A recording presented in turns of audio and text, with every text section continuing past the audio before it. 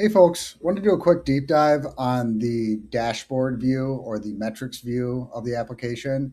This is probably the biggest spot where you're going to see developments based on feedback initially because we want to get more data in your hands faster. But for what we have today, just wanted to cover, and again, you'll notice I've got the web on the left, cell on the right. The main dashboard view is meant to be kind of your big picture snapshot. So at the top, you've got total revenue versus the previous month and total claims versus the previous month. So you can see your month over month activity. You've got a charges, payments, and soon to be adjustments report on the left.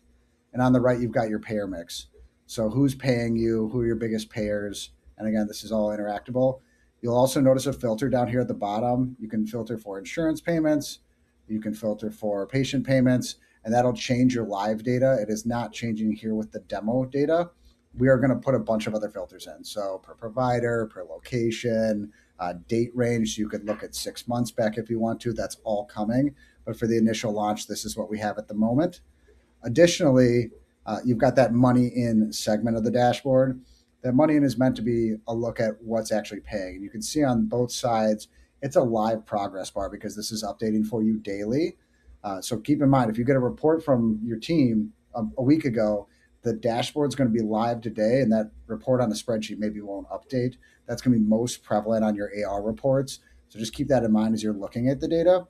But here on the money in or payments segment, you're going to have your total money in month to date. This is going to change as you go, and it's going to show versus the previous period or the previous month, as well as your 3 month rolling average. So you can see, December, maybe you're a little bit lower than November because you're out for a week once you get to the half a month, but once you're through the end of the holiday season, you might be more level. Or December and November are definitely going to be lower than January, February, potentially, although we got to think about seasonality there as well. So the goal is to give you a view at the payments as things change.